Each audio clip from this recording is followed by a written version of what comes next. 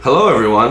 Jose Youngs here, the MMAfighting.com, here with another episode of the A-Side live chat on, of course, MMAfighting.com, because you already knew that. You're on MMA Fighting's YouTube page. With me on this side, but on the other side of the world, Petesy Carroll, long time coming. You haven't been on in a long time. Let's see, where you been since the last time we saw you? You were in Dublin for Bellator Dublin. You did Abu Dhabi. You did Melbourne, as you like to call it. Melbourne. Yeah, okay. Okay? Stop with the Melbourne. One of us is wrong, and it's not Jose Young. So he was in Melbourne. Off to a fantastic start, but people have been asking me the whole time, where's Petesy Carroll? Where's Petesy Carroll? Where's Petesy Carroll? The last UFC last UFC event I covered in Anaheim, more people asked me about you than the actual podcast. They go, where's Petesy Carroll? I go, he lives in Ireland, man. I don't know what to tell you. He's not in Anaheim right now. But it's good to hear that Petesy Carroll has fans all over the world. But he is back. I specifically asked him to be on this episode of the A-Side because, of course, he was down under for a historical UFC 243, which we're going to get right into in a minute. But, of course, Petesy, how are you? It's been a minute. What you been up to outside of covering fist fighting? Absolutely nothing. I don't have time for anything else. Just loving my dog, and that's pretty much it. That's all I've got. But it's funny you mentioned that people asked where I was, because I was at an event last week and nobody knew who the fuck I was from the first second I walked in there. They just kept walking up to the two legends, Casey and Esther, and I was very upset. I was thinking about paying someone to walk up to me while they were around to put me over a bit, but didn't have any cash to hand, so I just had to get on with it in the end, you know? Sure. Well, no one has ever recognized me, and here in the States you got a lot of fans, specifically what about in Anaheim. Mike Perry? Yeah, that's true. Mike Perry is a big fan of mine. But out here in the States, people love Petesy Carroll. I can't. During the open workouts, UFC 241, the whole time I just hear, Jose, where's Petesy? I'm just like, I'm fine. How are you guys? But of course, got to release a calendar or something next year. I guess so. And the first official MMA fighting merch is going to be Petesy Carroll calendar spread across all of Ireland. I'd buy it. I'd hang it up right behind me, right here. But we're going to jump right into the questions. I have not looked at any of the questions. Petesy has not looked at any of the questions because, as he says, that's cheating. This is, of course, and I speak when I say your guys, the audience. If you want, it's your podcast. Whatever question you want to ask, if you want to ask Petesy about his incorrect assessment on the Joker, you can ask him about his incorrect assessment on the Joker. You can go on the MMAfighting.com, the post. You can leave your comment in the comment section, or you can use hashtag the A-Side on Twitter. I promise we're going to get to Twitter. Everyone always says go to Twitter. Y'all ask the same questions on the site and Twitter, but I promise you we will get to Twitter. But right out of the gate, someone's telling me my microphone isn't on. Great. I don't know. The microphone looks good to me. But we're going to hop right in. I can hear you. All right. People can hear me. Izzy and Jones from Rob Holland. Good day to you, sir. What are your thoughts on the beef and potential fight between Israel versus John? Some people would like to see this fight right now, like Jed said in the morning report, but I see absolutely no need for this fight soon. Sure, later down the line when Israel is defended, let's say 4 times. Why are people always so quick to jump to these super fights right away? For me, a super fight between 2 dominant champions, each with their own extensive title reign. Think GSP versus Silva. The counter argument, of course, is that if you don't do it now, it has the potential of not happening at all. By the way, what is your definition of a super fight? So, Petesy, you were on the scene for Israel Adesanya's historic second-round knockout of Robert Whittaker. I feel like all week people were asking about John Jones. Speaking about Israel Adesanya, he was asked at the press conference about John Jones. So, what are your thoughts on a possible super fight, whether it's now or down the road, between Israel Adesanya and John Jones?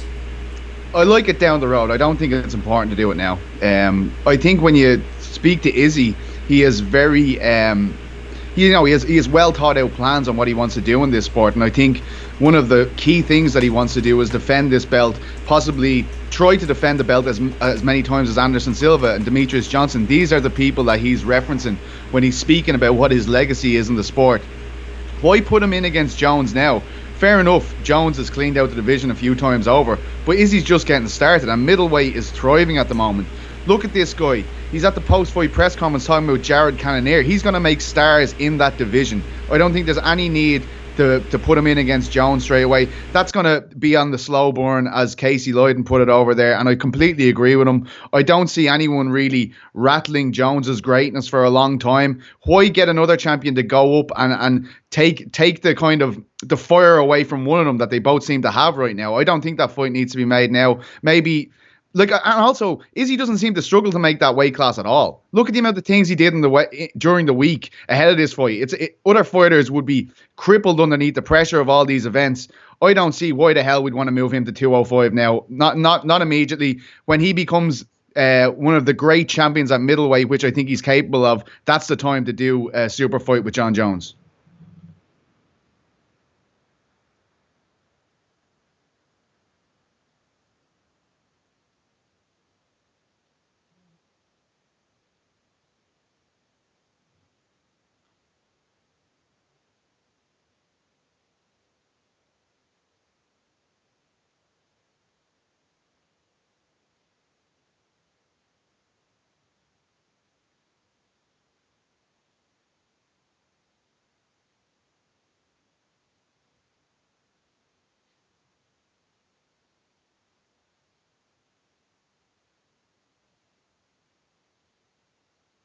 Which one? Look, she only takes amazing photos. She's the greatest by a country mile. Oh my God, man. Even the picture she took of Robert Whittaker looking at the screen of his knockdown just before the second round starts is unbelievable. And like, I mean, you could talk about so many pictures. Sorry, I cut you off. You go ahead. But she's absolutely unbelievable. She's the greatest. Yeah, and apparently I was muted for like 30 seconds in there, so no one even heard what I was saying anyway. But I'm going to continue rattling on like everyone heard me. There's an amazing photo that Esterlin took of Israel Adesanya jumped up on top of the Octagon cage and was giving the double birds to Paulo Costa sitting Octagon side. Paulo Costa's telling him, like, it's me and you right now. It's me and you. He's in a very flamboyant shirt. You can't miss him. He looks like Superman even when he's not wearing that shirt. But he was there. He said he was going to fly out. Israel Adesanya, after the press conference you were at, someone asked him, was Paulo next? And I think he said, we'll see. So I hope that's not him going back on what he's been saying the last few months. I was a little alarmed hearing that. But I think Dana White said Paulo Costa's next after he beat Yoel Romero. Israel Adesanya already has his eyes on Jared Cannonier. He said he wants to defend his title a few times before fighting Jon Jones. He said, I believe it was to you, did he say, Raiders Stadium 2020 in Las Vegas. That's the giant... 2021. That's the giant NFL stadium being built in Las Vegas right now. So if Israel Adesanya keeps this trajectory and Jon Jones keeps winning, that sounds like a fantastic place to have Israel Adesanya versus Jon Jones. Because like you said, it's not like Israel Adesanya struggles to make this weight. What did he come? Did he come in under 185? Didn't he come in like 184.5 or something like that? So I think he walks around at maybe 190, 193. It's a lot harder to balloon up to 205 than to make 185. And again, it's a little weird for me that Jon Jones is the one saying that's teasing Israel Adesanya that you won't come up. Maybe you'll have, what did he say? Maybe you'll have confidence to come up. When this last 2 years, people have been saying the same thing about Jon Jones moving to heavyweight. And now he's trying to get a middleweight to come up just after he won. I don't know what your thoughts on the matter is, but it seems like it's I don't think it's a good look for Jon Jones to be calling out a middleweight right now when people are asking Jon Jones to move up to heavyweight. It's funny because in the lead up to this event, I talked so much about the star-making power of this. If Israel won, what it would mean for the UFC, and it completely turned out to be true. But like the fans are always going to say, no, it isn't. No, it is. I can remember we put out a poll on our Instagram page before this event, and 70% of people picked Robert Whittaker to win this. I mean, and then revisionist history to like, no, I had Izzy and all this stuff. But let me tell you how big I think this kid's going to be.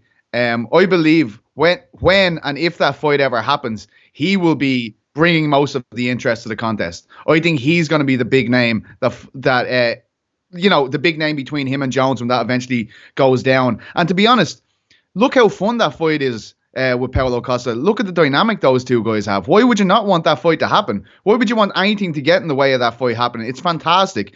Israel spoke about it at the post-fight press conference. Oscar Willis asked him about it from the Mac Life, and he was saying, like, look at Paulo. He looks like a superhero. He looks like the guy that everyone thinks is tough. I want to be the guy to beat him so people go, oh my God. And that's what it would do. 100%. A casual fan seeing Paulo Costa and Izzy standing beside each other, I think I know who they'd favour just based on the physiques alone. But I do not buy into the whole skinny thing with Izzy. He looks absolutely outrageous, man. The guy's physique is outrageous. And that's the way I like to see it. Guys not cutting a lot of weight to fight in their division and potentially dominate their division.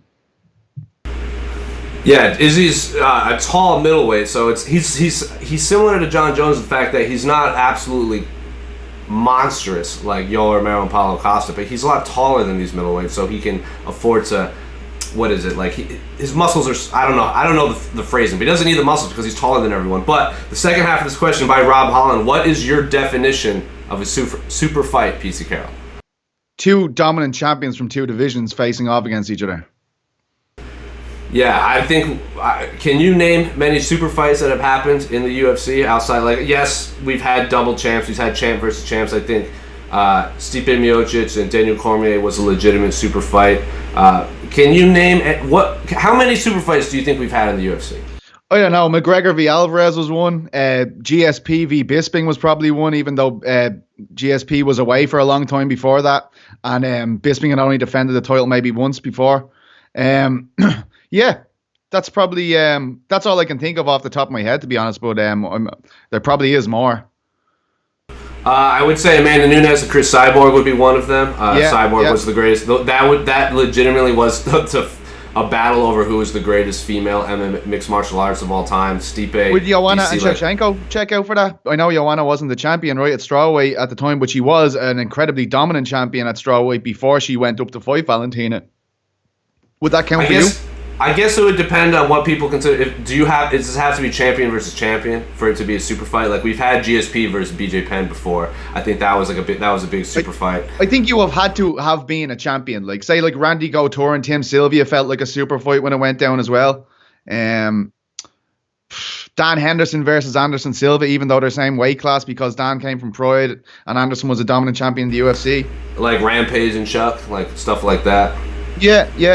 There is a few, but sometimes super fight gets thrown around a bit too loosely. I do agree with you. Okay, it's making us think about it even, and we're nerds.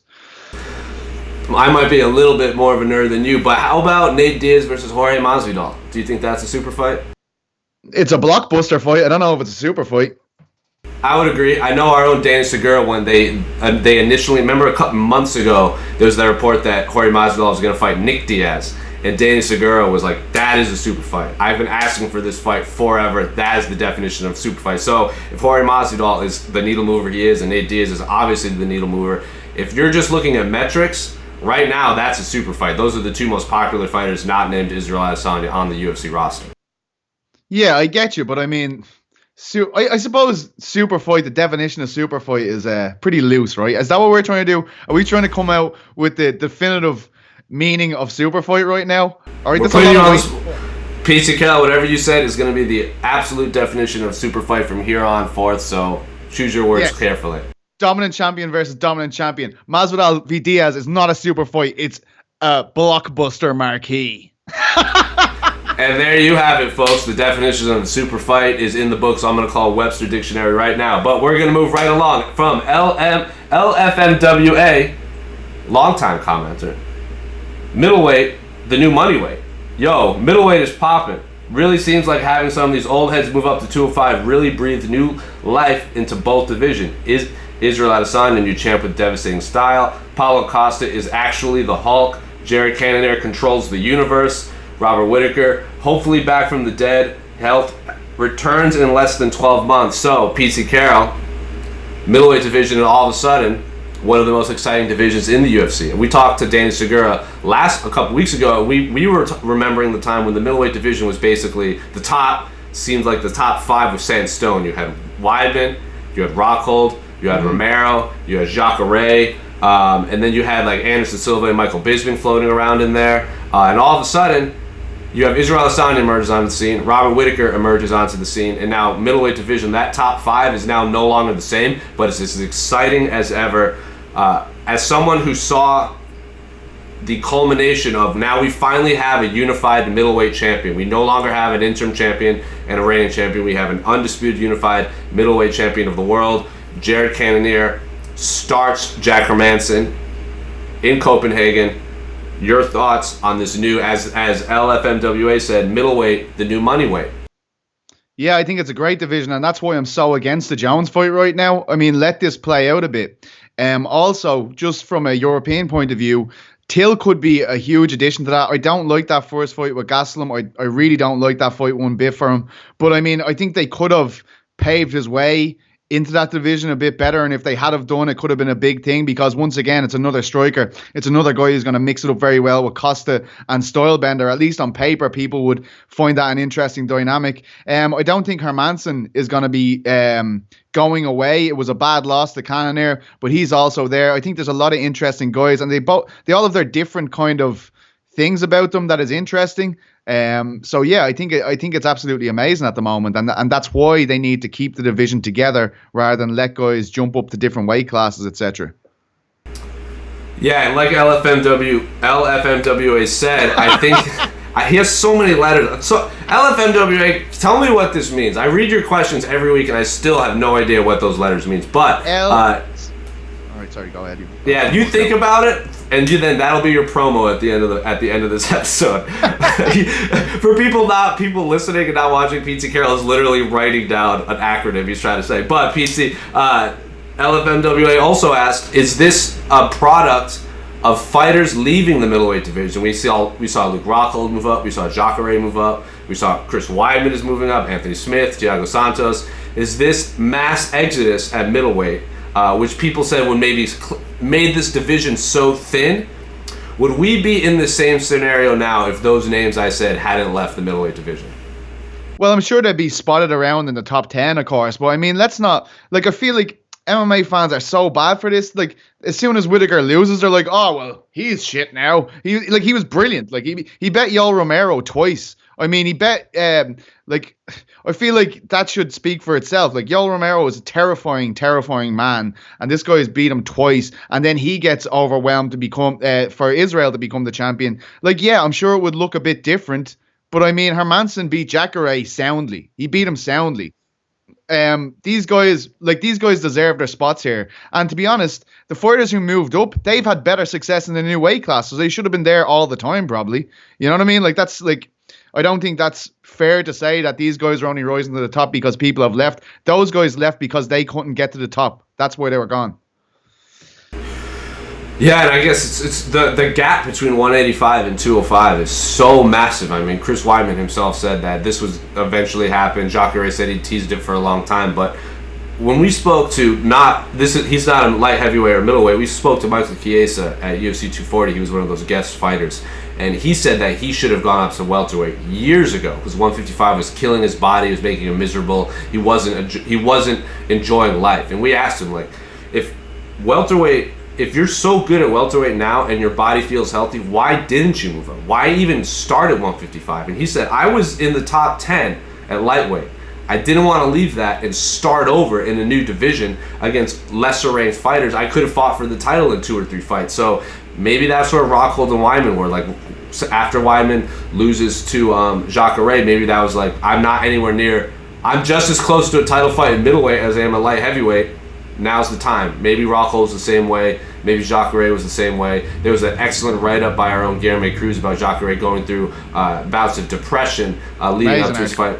Unbelievable article where he was literally crying on his way to the gym in preparation for Jack Hermansson. He really felt like the guy that did the company right, took any and all comers, fought Chris Camozzi twice, fought Tim Bosch, fought Jack Hermansson, fought all these guys that he just wanted to do and he never got the title fight.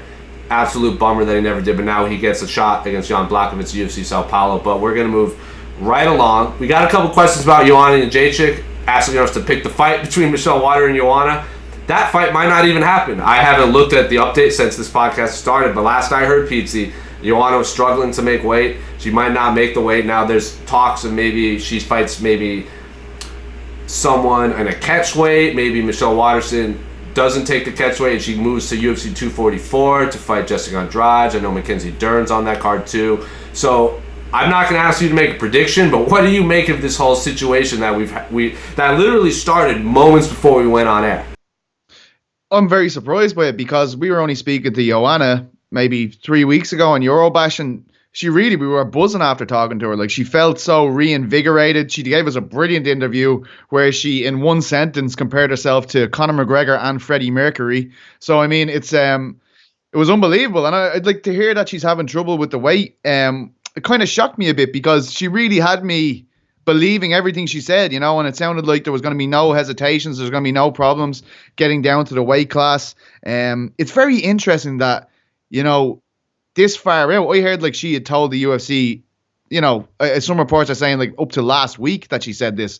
Like, I mean, that's I'm not even coming near this. I'm not even in the in the conversation for strawweight at the moment. I think, are they talking about 119 pound catch weight? Is that what's being said? I don't know the exact number, but I guess they had offered Michelle Waterson a catch weight, and she doesn't want to do it. That's the last I heard. I haven't looked since we went on air. It's not Waterson's fault, this is the thing. So I can understand where she's coming from completely. But again, this is the kind of fight that could make Waterson, it could really put her on the map, even though she's already a big name, but a victory over Joanna would mean so much to her right now. It's just disappointing because the fight itself is just amazing. It's just two brilliant strikers facing off against each other, and I couldn't wait for it. Since this has been announced, I've been dying for this fight to happen. And, in MMA, generally, there's no smoke without fire, and I have my doubts it will take place now at all, and that's really shitty for us, unfortunately. Yeah, it's not just unfortunate for the fans, but look at that division. I mean, a lot of people were looking at this as a number one contender fight with Tatiana Suarez. A lot of people believe was the uncrowned champion, but she hurt her neck back at UFC 238. So when Weili Zhang got the title shot over her, she didn't have an issue with it because she needed to recover. Now, Joanna Jędrzejczyk and Michelle Waterson seem like the most logical number one contender fight for Weili Zhang. Weili Zhang is one of the breakout stars, if not the breakout star of 2019. Apparently, Joanna Jędrzejczyk turned her down 3 times. If that fight eventually, say Joanna wins and that fight eventually happens, that's a huge money fight, especially in the Chinese market. Michelle Waterson, one of the most popular fighters not to win a championship, she fights Weili Zhang. That's another big fight. So this is just an absolute bummer for the division, not just the fans. Yeah, I was just about to say that to you. Zhang must be shit, what's going to happen as well? Because, that's a huge fight. There's no, I put out the article, Joanna told us she turned down Zhang 3 times. And she said in the thing, she goes, at that stage, she needed me. And people are like, oh, what are you talking about, Joanna? I was like, no, that's pretty much exactly Zhang is this unbelievable athlete. It's bulldozing through the division. But she did need Joanna. Before she got that unexpected title shot, she would have gained massively from fighting Joanna at that stage. I don't know why people are like, oh, what's she talking about? No, that was 100% what was going on there. She would have gained so much from it. And I'm sure she's going, well, Jesus, who's going to put me over and make me the bona fide, the dominant, a big name around the world? This is the champion. It was Joanna. It is someone like Joanna. And had Waterson beat Joanna, she would have had that value to then take into a fight with Zhang and put her over. So I'm sure that everybody in that top 5 at strawweight is thinking, shit, is Joanna leaving this division for good?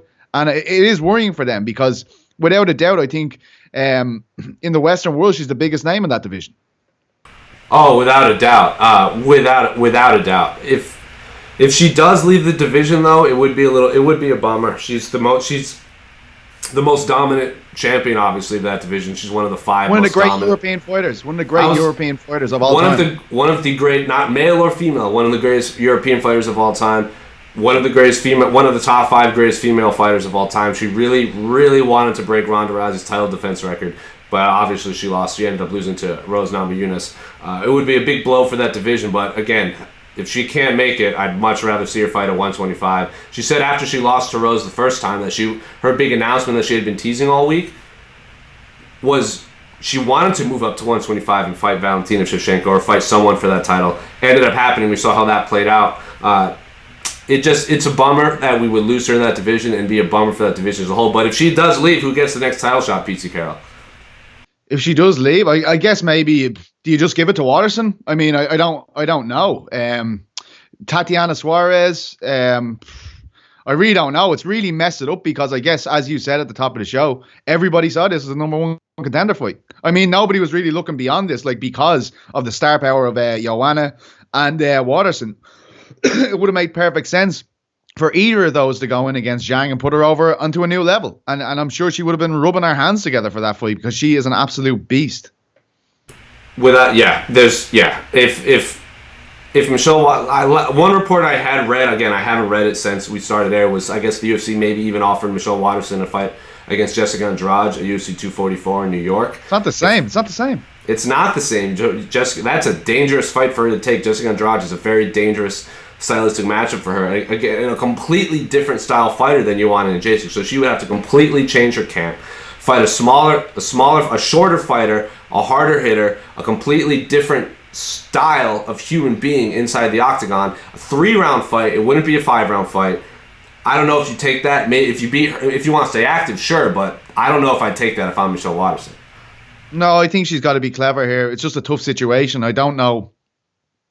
Like, the way Joanna was speaking about it, I just didn't foresee this. Like, I mean, she seemed excited. She seemed like, I feel like it is her health at risk here. So, I'm not going to be pointing fingers and screaming and shouting about it or anything. But the way she was talking about it, I just never foresaw anything like this happening, and she kind of spoke about the trouble she encountered before the Rose fight. And I just, the way she was speaking, I just didn't think weight was going to be an issue anymore. I just thought she had a new team, a new look at this situation. And unfortunately, that doesn't seem to be the case.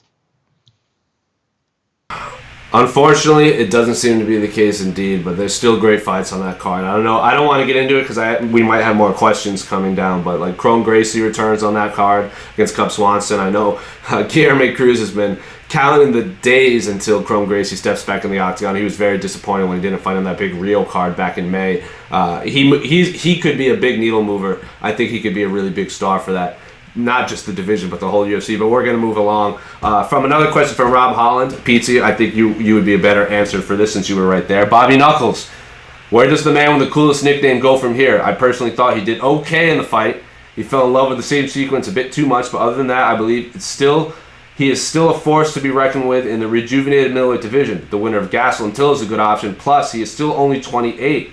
If he can keep injury-free, I personally see him rebounding from this loss. How about you? So yes, Petesy, Carroll, before I kick it over to you, Rob Holland said he thought Whittaker was doing okay. You were at the post-fight press conference where Robert Whittaker said he thought he was doing well until he wasn't. He thought he really was performing at his best, and he was finding success against Israel Adesanya until he got clipped those 2 times. I spoke with Kelvin Gastelum yesterday at the Dominance MMA Management Media Day, and he completely disagreed with what Robert Whittaker's assessment. He said he watched it, and he was not only disappointed in Robert Whittaker's performance, he felt like after watching Robert Whittaker's skill set and what he brought to the octagon, that he felt cheated out of a championship when they were supposed to fight in February, when Robert Whittaker ended up pulling out of the fight, and then Israel Adesanya and Anderson Silva got bumped up to the main event. He goes, I would have dropped that Robert Whittaker like a sack of potatoes. I felt robbed. I felt cheated out of a title. At the end of the day, it doesn't end up mattering because he lost to Israel Adesanya anyway. Kelvin Gastelum completely disagreed with Robert Whittaker's take. You were there. You saw it. You probably had a better vantage point than any of us. Your take on Robert Whittaker's performance inside the octagon and where he goes from here. Yeah, I had to watch it again because after, like, when you're in the arena, right? Like, I'm cage side, a lot of movement in that fight. Like, people with Robert charging Adesanya down, they're kind of disappearing behind posts. And I'd see, like, Robert lunging and I'd hear the crowd exploding. So, like, it was 60,000 people cheering for Rob pretty much. So it was kind of dizzying at that point. And I thought, after watching it back while I was there, I thought the first round was way more competitive than it actually was. And Casey, to be fair, when I came back to him, he had watched it on the broadcast view, and he had kind of said, look, I think Izzy was in control of this fight throughout. And I agree with him after watching it the second time. But in terms of Whittaker and his future, the greatest evolutions in Whittaker's career have come from defeats. So if you imagine he had lost at 170 that prompted his move up to middleweight, he goes on an 8-fight win streak, takes the division by storm, beats the boogeyman in the division, gets the belt. I mean, I feel like it was very tough, I felt like I feel like he can come on and he can be even better now. And I think the lack of activity he had ahead of this fight really screwed him over. I think he just it was almost like he was trying to prove himself right. The fact that he had taken this time off and he was saying, I needed that time off. And maybe Israel should have taken more time off than he did. And then he's like rushing forward, bulldozing forward, trying to catch him. You know, and we were drawing parallels between that performance and Ronda Rousey's against Holly Holm in the same arena. But yeah, I certainly think he will be back up there. Even Israel himself said to me at the post-fight press conference, look, I went over and I told him straight away, we're going to be having a rematch in the next couple of years. There's no doubt about it. He thinks maybe 2 more wins and we're going to be right there. Because when he looks impressive, he looks really goddamn impressive. So yeah, I think Whittaker's far from done. And people forget, he's younger than Izzy. He's 28. It's crazy to think about it, but yeah, he's younger than Adesanya. So, I mean, yeah, I definitely think he's going to be back, and I think he's going to be a force to be reckoned with in the future.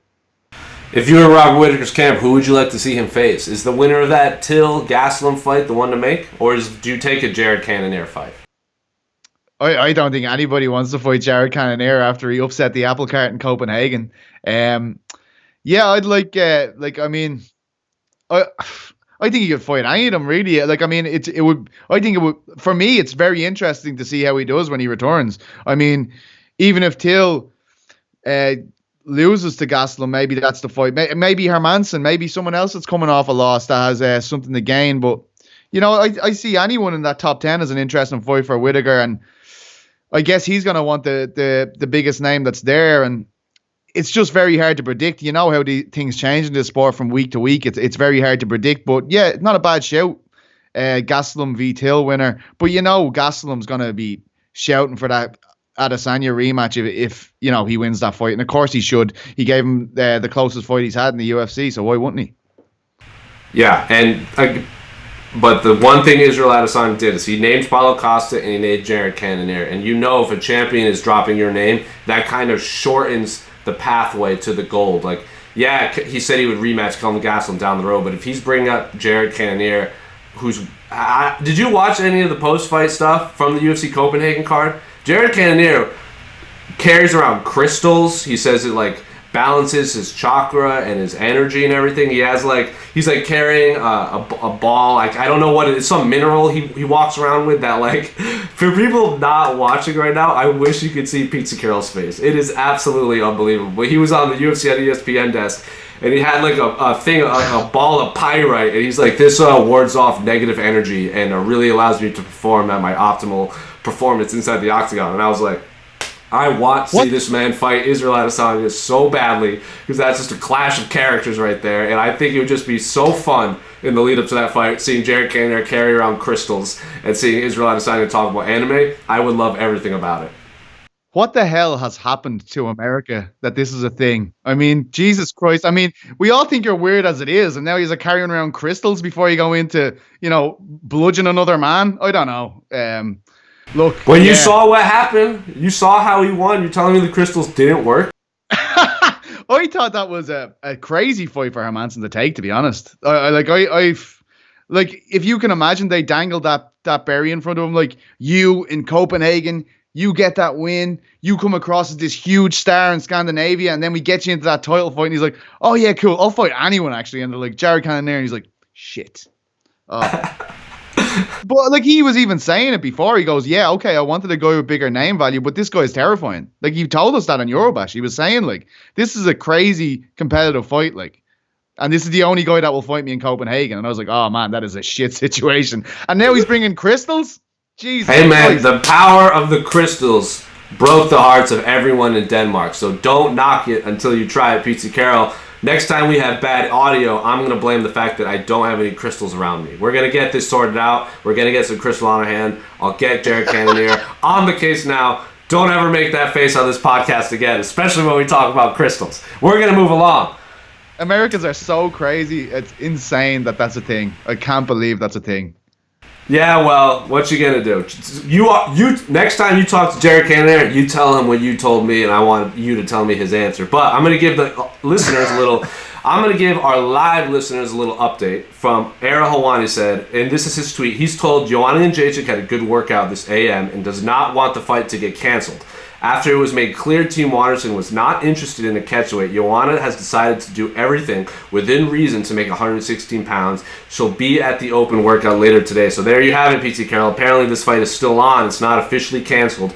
To me, it really sounds like Joanna was struggling to make the weight, wanted to call it. Maybe thought Michelle Watterson would take the fight no matter what. Michelle Watterson called her bluff, and now Joanna Jędrzejczyk is trying to make 116, but that fight is not officially canceled. She's doing everything within her reason to make 116 pounds. I see a lot of questions in that comment section, so there you have it, folks. Joanna Jędrzejczyk and Michelle Watterson. That's a bad move. Not canceled. I mean, historically, Joanna has talked at length about how much that weight cut before the first Namajunas fight affected her, and that was the most devastating loss of her career. So do I think this is a good idea? Absolutely not. Really don't like this stuff. It's worrying. It's not good. It's not a good look for the sport. And now we're going to have everyone's eyes on this weigh-in on Friday. And a person could potentially be in a very bad way on the scales. And I think it's a terrible look for the sport. And look, I feel sorry for Joanna. She's a very compelling person. She's an amazing fighter. And it sucks that... It sucks for Watterson too, but I mean, it's just, I find that very worrying, to be honest, you know? And I hope they have, like the UFC have done in the past, they've stuck medical teams around fighters who they believe will be struggling to make the weight. And I just really hope that she's around the clock supervision here. There's no point in hurting yourself, you know? That's worrying to me. Yeah, if health comes first and foremost. If she can make the weight, great. But I don't know if you heard any of the stories of Rose and Pat Barry were telling. They would like bump into Joanna before their first fight, and they said she did not seem mentally there at all. She was like saying all of these weird things and was really freaking them out. And maybe it did have to do with the weight cut. I don't know. All I know is if Joanna has obviously struggled to make weight before, if she can make the weight healthy, great. But she clearly can't. And I don't want to see Joanna Jędrzejczyk get up on that scale looking terrible, looking real sucked out and struggling to even step up on the scale. But that fight's not canceled for those listening now. For people who listen later on, maybe that fight has already happened and all of this worked out. But for right now, for our live audience, this fight's not canceled. We're going to move along from longtime commenter Trumbo. He's asked a lot of questions, but we're going to get this one. I'd like to hear your thoughts on this, specifically Petesy Carroll. Star quality versus actual star. Israel Adesanya versus Conor McGregor. A lot of comparisons of Izzy and Conor. Izzy definitely has the star qualities, but does or will that translate into the actual superstar? Despite having all the makings of a star, is there any indication yet on the pay-per-view buys UFC 243? Will he actually cross over to being a star like Conor, GSP, Chuck Liddell, etc.? Connecting with casual fans, is there any evidence that he does this? And at this moment, from the actual numbers, curious your opinion. So, PT Carroll, you were there. I'm sure it was a different environment being in Australia, considering that's the part of the world Israel Adesanya is from. That's where Robert Whittaker's from. So that rivalry between Australia and New Zealand obviously played that big part. But as someone who saw the genesis of Conor McGregor's rise through superstardom, a lot of people compare Israel Adesanya's ascension to Conor McGregor's ascension. You asked Israel Adesanya at Media Day about that. Israel Adesanya did not like that. He goes, I don't know why you keep saying that. I'm trying to be the best me. I may have the same management company as Conor McGregor. Yeah, to be fair, and that's what the question was. So is he, relax the cax, my friend, all right? But yeah, look, I think it's stupid to be like, is he going to be as big as Conor, the biggest star the sport has ever produced? Don't know, that's going to be a bit of a push to forecast that one at the moment. But I do believe that he has the potential to be massive. If you think about, we talked about this on the coffee talk with Casey and Esther. Look at the amount of different little kind of communities he hits. With the comic book people, anime. Not only is he a huge character in the Australasia region, he's going to be the lightning rod for the sport in Africa, I believe.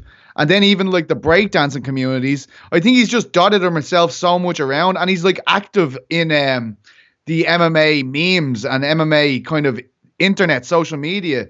I think he's doing that better than anyone in the world. So does he have the potential to be a huge star like those names you just mentioned? Absolutely. Is he going to be bigger than Conor McGregor? He has said so, but you can't say Conor's name when you ask him that question, apparently. But no, I do believe, in all seriousness, I do believe he can be absolutely huge. Like, guys, just remember when you are saying this can't happen, you also said he wasn't going to beat Robert Whittaker. So calm yourselves down. It's not going to happen overnight, but this guy is special. Like, I mean, even Casey was saying it's kind of like having a Ronda or a Conor there when you see him at the media day. He doesn't take a second. He never hesitates when you ask him a question. He's already thought about everything you could possibly put in front of him.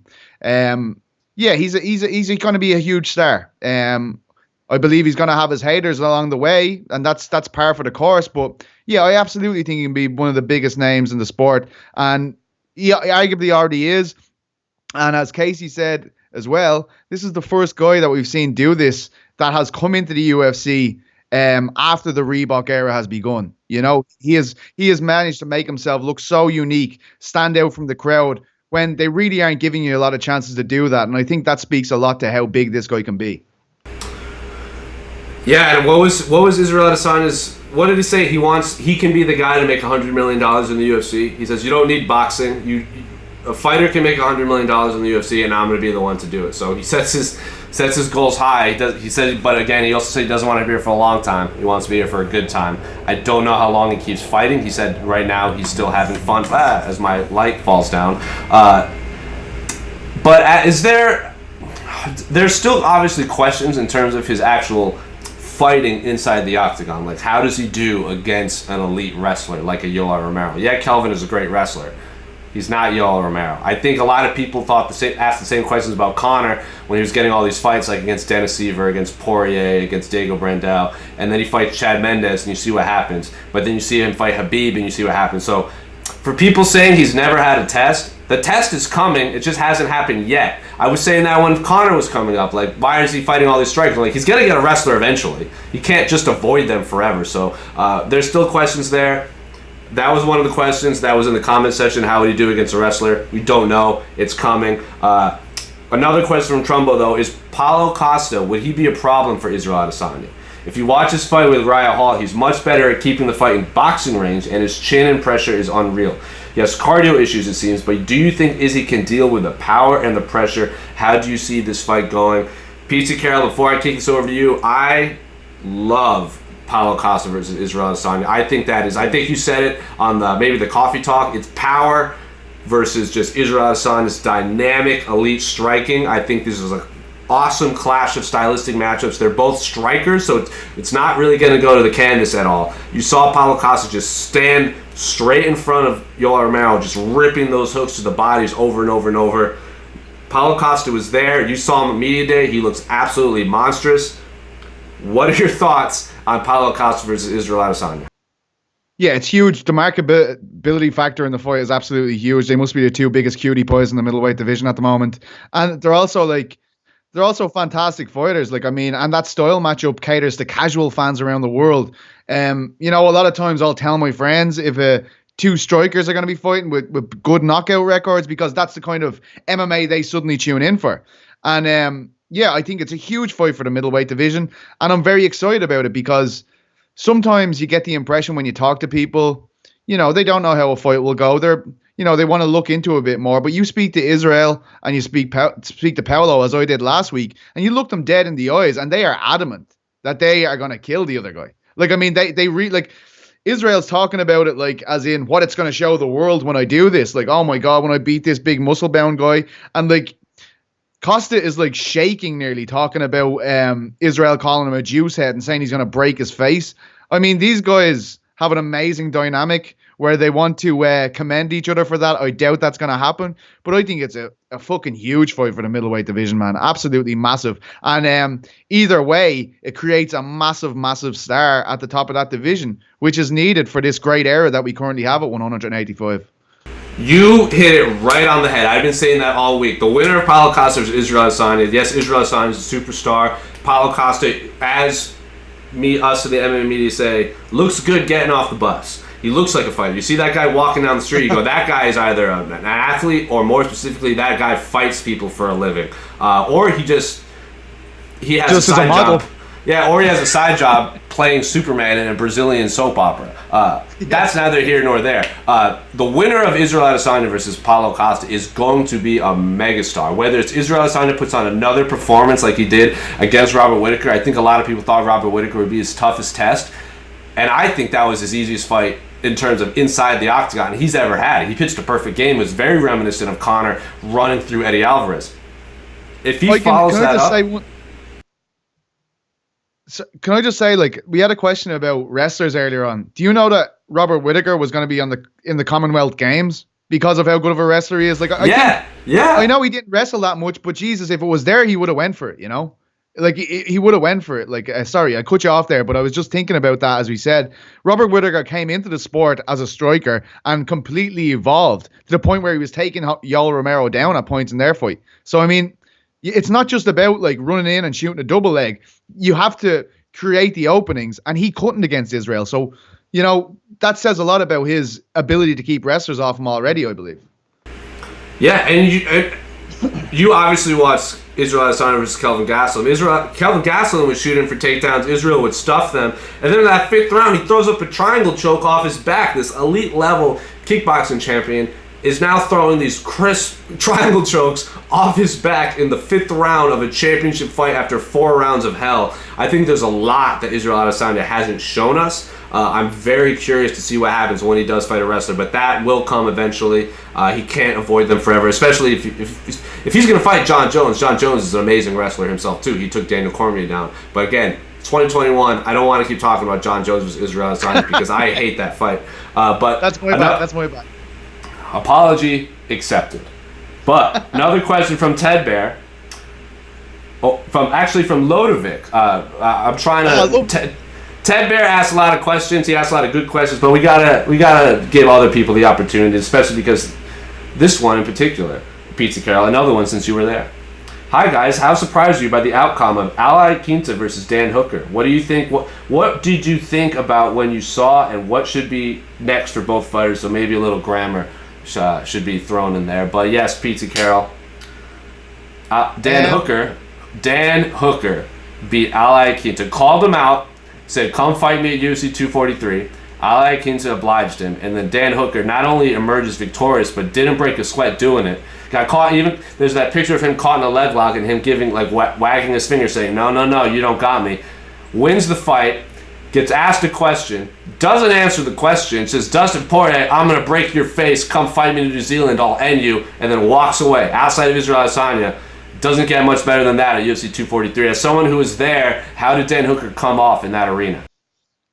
Oh, amazingly well. And the interesting thing about that performance is Dan's a wild man usually. He's caution to the wind. He just goes in and tries to blitzkrieg guys. And it was the most mature, least flawed performance of his career because he was so composed and because he was taking his time. And he actually said the reason why he fought like that is because Al, as much as he complimented him and clearly respect Hooker, he said something like, "I think when it comes down to it, I have better skills than him." And that forced Hooker to fight that way. We genuinely don't see that man go to decision a lot.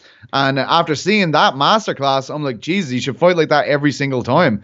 I thought he was unbelievable. I appreciate the post-fight call-out. And to be honest, like, Poirier's trying to play that McGregor lottery game. Like, McGregor, like, look, when the word from McGregor's camp is, like, you have John Kavanagh saying, suddenly, I want to fight Frankie Edgar, that happens for a reason, man. Like, you know, that means that Conor probably wants to fight Frankie Edgar next. It's very silly for Dustin Poirier to hang around if the sounds from the camp are saying otherwise. So, yeah, I like that fight a lot. It's, like, I feel sorry for Dustin, though, because Dustin was an absolute savage for going to Abu Dhabi and fighting Habib. And now in the fight after that, you want him to travel all the way to the other side of the world. It's even further than Melbourne. And you're going to, you know, that's a tough ask for me, to be honest. I do like the fight, but I wouldn't blame Dustin if he didn't want to do it. I think you'd have to kind of say fair enough, you know? Like, if he doesn't want to do that after what he's done, fair enough, man. Like, I'm not gonna be upset with you. What about Cerrone or someone like that? I think that's the name that makes the most sense. Donald Cerrone's been doing, like, there was a point in time where Donald Cerrone pretty much only fought in the United States, But then you saw him. Where did he fight Darren Till? Was that Poland? That was overseas, Yes, right? Dansk. Yeah. Yeah, he fought him in Dansk, and then he fought Leon Edwards in Singapore. He fought Al in Ottawa. He fought Justin Gaethje in Vancouver. So he's doing a lot more international fights. So if he wants to keep that up, he doesn't really care who he fights. He's one of those guys that just likes doing it. And if he wants a guy that'll bring the scrap, as Dan Hooker says, the answer is Dan Hooker. I mean, so Donald Cerrone, Dan Hooker, I think would be an awesome fight night fight. What is it, in Auckland? That's where they wanted to do it. So I like that fight. I like the Dustin Poirier fight better. But I don't think the Poirier fight's going to happen for Dan Hooker. I think Cerrone is the most logical next opponent for Dan Hooker. And that's not a bad thing either. I mean, I'll watch Dan Hooker fight either of those guys. I like Al Iaquinta versus Gregor Gillespie as well. I believe Gregor Gillespie is fighting Kevin Lee in New York City. So I believe they're booked up. Oh, yeah. Sorry. Jesus, yeah. But I'm glad to hear that Gregor's getting a fight like that can push him into that mix, because he's a savage, and people have been crying out for him to get a fight like that. Sorry, that just slipped my mind there. Thanks for there's a lot of fight. There's a lot, like Islam Makhachev is out there. You got who is it? All right, but let's Islam, right? I get it, right? I get it, but at the same time, he needs to take big steps. I mean, fair enough. Javi Silva is a great fighter, and he got the win over him there last time. But it was 10 minutes of pretty much nothing, and then he exploded in the last round. I feel like before that, after he had taken his first loss in the UFC, they just kept on putting him against similarly leveled opponents, and I want to see him take that big step up. So that's one thing. I don't think he's answered all the questions just yet, Islam Makhachev. I'm not buzzing about him. You know what I mean? I'm not like, Islam Makhachev's gonna fight. Holy shit! Let me just cancel everything. You know, but he could be that guy, but he isn't that guy yet.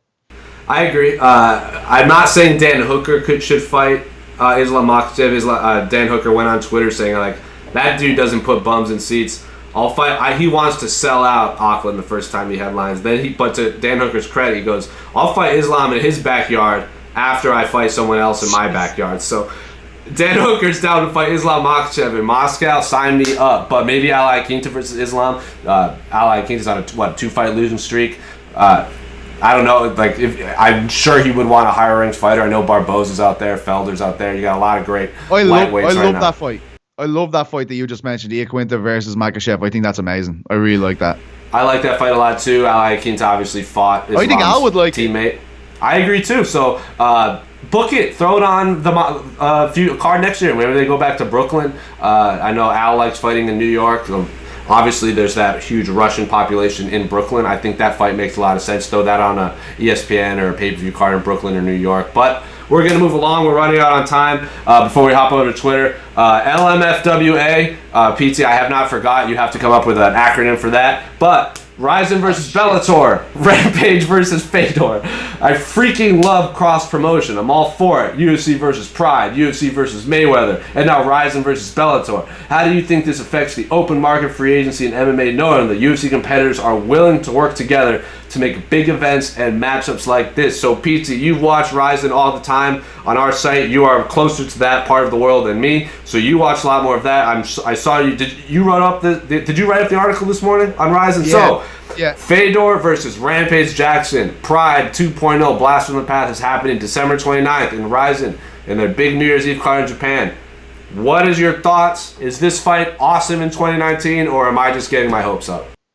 No, I thought it was very funny whoever put that meme underneath the article where it was like, what year is it? And it's it's like, it's crazy, but it also makes sense. You know, look, we're not jumping up and down for it over here, but these guys are bona fide legends of what they did in Pride. And it's probably going to sell a lot over there, and it's going to genuinely garner a lot of interest. So, I mean, that helps everyone. That's what we're looking for here. And I do think it's really cool when this happens. I loved Caldwell v. Haraguchi. And Bellator seemed to be the real instigators of this every time. I mean, I really want to see them do a show in Eastern Europe with KSW and pit some champions against each other. I'd love to see that. And I think it would really put KSW on the map to be fighting these Bellator guys, and it would also give Bellator a great foot into Eastern Europe. Nobody can compete with KSW over there, so I think it's fantastic. I maybe look in the Western world, we're looking at that fight going, oh, look at these dinosaurs or whatever. But I do think it's going to pack out an arena in Saitama. You know what I mean? These guys are legends, so it makes sense. These guys have been promoting fights there for a long, long time, and yeah, it makes sense for them, to be honest. And you know, it's tough, obviously, Fedor coming off the Bader loss. But I wasn't sitting there watching the press conference and like, this is a disgrace. I wasn't looking at it like Chuck and Tito, you know what I mean?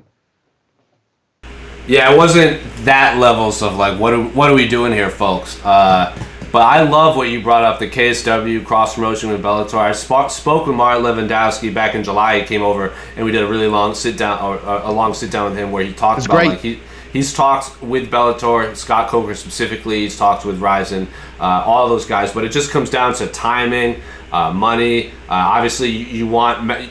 They're down to put their champions up against the other promotions champions, but like you get that weird like, what if my champion loses and all of a sudden Ryan Bader is also now the KSW heavyweight champion? How often is he going to come back and defend his title? So there were a lot of things that need to be sorted out before that happened. But he said, I am very interested in cross promoting with Coker and Ryzen. He'd love to do it with the UFC. That's never going to happen. And he's going to try and do an event in Chicago. He really wants to do an event in Chicago in the US of A. He said there's a really big Polish market there, and they want to test the waters in the United States and Chicago. So if they can find success in the United States and that opens up that market, that's another player in the Western Hemisphere in MMA. Not going to catch the UFC, but you could have those fun, like maybe they send Phil DeFries over to Bellator and he fights on a San Jose card or New York card.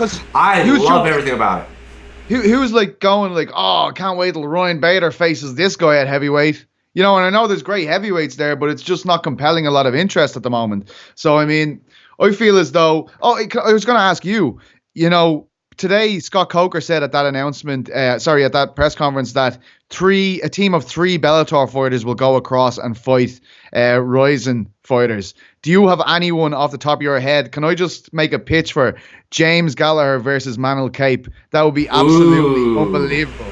Ooh, I love that fight. Awesome shit talkers, man. 2 unbelievable sellers. I think they would light that place on fire, man. And look, James has told me in the past he'd love to go over and fight in Japan. I think it's brilliant. I'd love it. He told you specifically he'd like to challenge himself against Horiguchi, specifically inside a ring. Like he wants to fight in a ring. I believe Patricky Pitbull, the not like Patricio's brother, is gonna do something on that card too. So I like to see. Yeah, you're right. I think I wish Bader could go over there. Maybe have like not a championship fight, but like a really fun. Jiri Prohaska is a fighter that's crying out for a challenger at 205. Yeah. Like he's already beat Albrechtsen, who was just signed by Bellator. He was on Eurobash after he won that title, calling out Ryan Bader. So I mean, maybe don't make it a championship bout, make it a catchweight at 210 or something, and let them just get it on because they don't get along. Yeah, that's what I'm saying. Like, just send Ryan over there for like a fun fight. Send like obviously Fedor and Rampage are going over there, so like Chael's retired, but like, why not send Lyoto Machida over to Ryzen, have him fight in Japan? He obviously has roots there. I would love to see Lyoto Machida fight inside a ring again. Gegard Mousasi too. I know he's probably going to fight Rafael Lovato Jr. down the road. But there's a list of Bellator fighters I would absolutely love to see fight over there. Michael Chandler, toss him over there. Any fighter. I really believe that Gallagher and Cape could like make a genuinely like really interesting fight, because Cape talks some mad shit, man. Like, and people know who he is, and people, if they even started saying, oh, they're giving him another can, you're being ridiculous. That guy is a savage. James has proven himself. Those two coming together and fighting in a ring in Japan on close to New Year's Eve, man, that would be unbelievable. You'd have so many Europeans tuning in to watch James too. Like, I mean, I know people don't like him and they get all upset about him, but people genuinely tune in. He's sold out an arena twice now, and he's 22 years of age. Come on, guys. And that's a fight where if you put that underneath Fedor versus Rampage, they're going to get fallout. They're going to get eyes on them for people tuning into Fedor versus Rampage, and they're going to see these two guys just throwing like venomous insults at each other the whole lead up. It's going to be a crazy scene to begin with. They could come off as massive stars, especially fighting right before Fedor versus Rampage. And look, it's you saw the demeanor between Fedor and Rampage. Like, they aren't gonna be extending themselves to sell stuff. They have massive respect for each other. You can tell that they know each other pretty well at this stage. So having a guy like James over there to upset, the situation, and Cape is always just at that shit, man. He was talking mad shit before he fought Horiguchi, everything, man. And look, it's a classic style matchup as well. Cape swings for the fences. James is an artist on the ground. Look, I think if you're ever going to put a fight together, that's the one. Make it happen. Make it happen. Petesy Carroll, back in the Bellator booking committee once again. He's been there many a time, and the fights always pan out great. But real quick, Petesy Carroll, I know you want to answer this question. Tito from Twitter, Tito Ortiz versus Alberto El Patron. Should we care? That is the question verbatim. No, stop. If you are, stop. If you're caring, stop it right now and slap yourself. For $39.99. Look at the mirror and slap yourself. All right? Think about what the fuck you're asking yourself right now. No. All right? Absolutely not. Jesus Christ. Control yourself. Sit down in a dark room for a while and have a word with yourself. All right? You don't need to ask me that question. That's a ridiculous question. For $39.99 pay-per-view in Hidalgo, Texas, which is about as far south as you can go and still be in the United States. So, Petesy Carroll doesn't like it. Do you care more about... All right, so what if those fights, say that fight happens on the same... Well, I know your answer. Artem Lobov is going to rematch Jason Knight, bare knuckle boxing. How do you feel about that one? Yeah, don't know. I'm not buzzing for not it either. Sold on it. Not a big fan of bare knuckle boxing signing Vanderlei and Hector Lombard either, considering Hector Lombard is an Olympic judokan, and now you're taking away his biggest skill set and having him fight people when he's how many knockout losses has he had in a row? Like, he got knocked out by Dan Henderson, he's been knocked out by Neil Magny, Anthony Smith put him through the ringer. You're taking his best skill set away, taking the gloves off, and having him go fist fight people inside of a circle. I don't like that at all. Never want to see Vanderlei Silva fight ever again. At all. I know there's an article on our site where he said he's feeling the effects of CTE already. Never fight again, Vanderlei Silva. Yeah, and Jesus, like, I can remember Vanderlei came to Dublin all those years ago. He had just signed for the UFC. I think he was injured for a while. He was getting all those face surgeries, so he hadn't fought yet. And just seeing how people like idolize him and they're falling all over themselves to train with him, and now from to be in this situation. And look, it's not that I don't accept that Artem and Jason had this fantastic fight the first time around, but I just feel like bare knuckles should have that on the back burner. That should be their Jones and Adesanya. They should be like, after these guys fight a few more times, we can do that. I'm just like, lads, is this it? Like, you're going to the well with that one already? Like, you don't have other options here? I think that's what's annoying me about that, to be honest. Look, and look, Godspeed to them. I hope they make lots of money and everything like that. It's not their fault, but really, if I'm fighting for these guys and I've already, left so much of myself in there already fighting that guy, I'm like, why aren't we, people are always going to want to watch that fight if they're in the mood for that kind of fighting. So why the hell are we doing this again so early? Is this it? Are we already at this level? Like, I've just fought Paulie Malignaggi and now you fight the guy you fought first time around? I don't know. That's why. I don't like it. So, Petesy, call up your Bellator booking committee, get Bellator to sign Artem Lobov, toss him in a rising ring, and watch magic happen. I would love to see that. But one final question from Twitter, what is this Twitter handle? From Denny Rants. What movies did Petesy watch? Sean Denny. What movies did Petesy watch on his flights back from Melbourne? I watched the new Liam Gallagher documentary, which was made by my friend Gavin Fitzgerald, and it's absolutely amazing. I watched the Diego Maradona documentary. It was absolutely amazing. I watched 3 Louis Theroux documentaries, and I watched a bit of the new South Park, I think.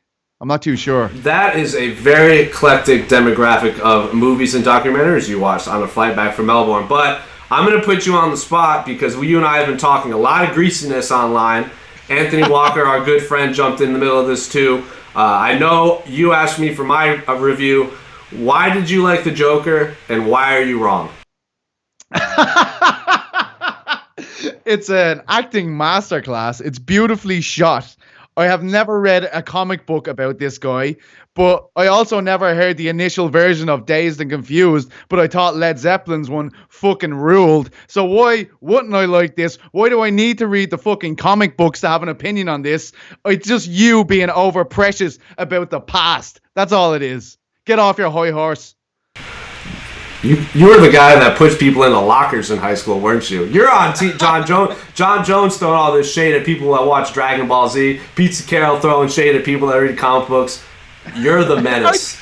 You're the monster. I did throw shade. No, I'm throwing shade at you, throwing shade at me because I've never read a goddamn comic book. All right, I'm colorblind. All right, it has nothing to... Yes, I did not enjoy the plot based off of the comic books. Didn't like their use of Gary Glitter's music at all. I thought that was That was a terrible decision. I don't even know Gary Glitter's song, so how would I even know that? Like, were you a big fan before the news broke? No, but I've been to sporting events. I know that song exists in the world. Wasn't a fan of that. Thought I could get into this. I could do a whole episode on this. If you want to hear my opinion... I want you to do a feature on Death Note, and I want you to do a feature on this. I'll do Death Note, Israel Adesanya, and Naruto, and then I'll explain why Petesy Carroll's wrong. I was waiting for that to pop up in the email thread. I'm going to explain this to everyone. And me and Casey were like, oh, he's definitely going to do something.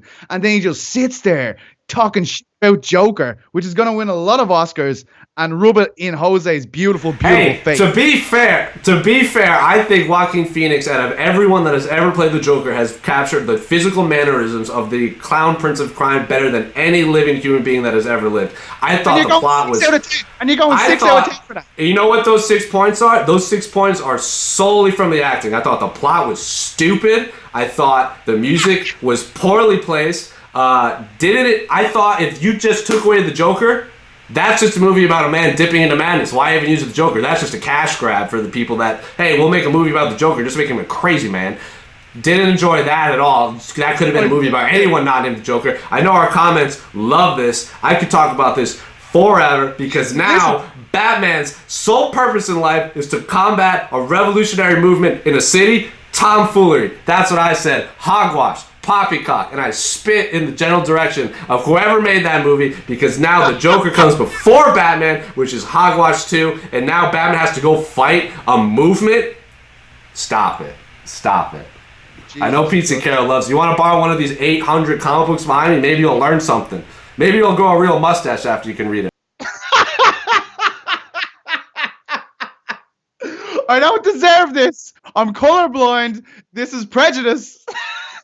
You had it coming with your Sean Al-Shani messaged me. He was like, "That's the greatest movie I've ever seen." I was like, "Wow, it must be really good." And I went to see it. I was like, it's all right." He's a liar because he told me, "Oh, wait, and I tell you about people throwing me in a locker every time I tell people I haven't seen The Princess, whatever it's called, The Princess Bride." Jesus. Oh my God!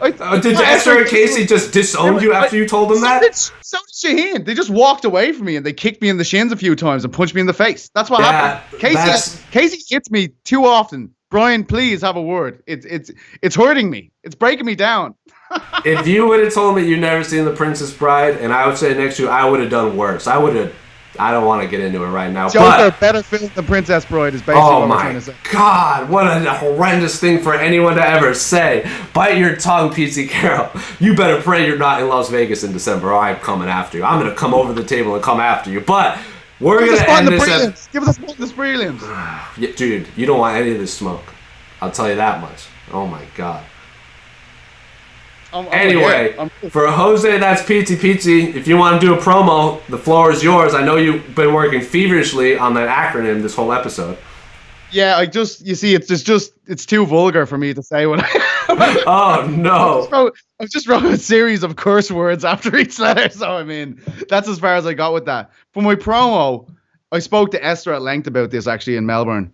If you're going to take your fucking shoes off on a plane, do it immediately as soon as you get on the plane. Don't wait for 10 hours into a 14-hour flight to expose your disgusting odorous feet, you smelly fuck. That really upset me on the way over there. I was going to carve someone up. I'm not messing with you. I was just looking at him. And then my eyebrows start doing this twitchy thing. And then he was like, "Oh, sorry, mate. I need to have a piss." And I was like, "I will break your fucking face. The smell of your feet is disgusting. I can't even eat this shitty pasta that he just gave me. I can't... So just beware of that. Or else wear flip-flops so you can just avoid the problem altogether." Jesus. So when we fight, I'm gonna have that guy in my corner. He's gonna be my cornerman when we fight. He's already dead. He's already dead. He never reached his final destination. Is that what you're saying? That's what I'm saying. He didn't even make it to customs. Jesus Christ! I did not think Petesy was gonna go scorched earth on a man that took his shoes off on a plane. But I guess for my promo is, why is everyone hating on anime all of a sudden? Because John Jones said something bad about Dragon Ball Z. I love Dragon Ball Z, and I love Death Note, and I love Naruto, and it is a joy to see a fellow weeb with a Calvin and Hobbes tattoo. Shout out to Israel Adesanya for also having one. Reach the pinnacle of the sport. It gives hope to all of us anime nerds with Calvin and Hobbes tattoos out there. Stop making fun of us, John Jones. I don't know what we ever did to you. I bet you like Dragon Ball Z, and you just don't want to admit. I know Angela Hill it flies the weeb fan very well out there. So, for Jose, that's Petesy Carroll, a very agitated Petesy Carroll. Don't Keep your fucking shoes on. Yeah, so from this point on, if you see Petesy Carroll, just run up and take your shoes off and start talking to him. I would love everything about it. We'll rip your legs off your body. Everyone tweet pictures of their feet at Petesy Carroll. He'll love it. Oh, no. Oh, I really would. I really would. Oh, God. And with that, I'm Jose. That's Petesy Carroll. We're out. Mwah.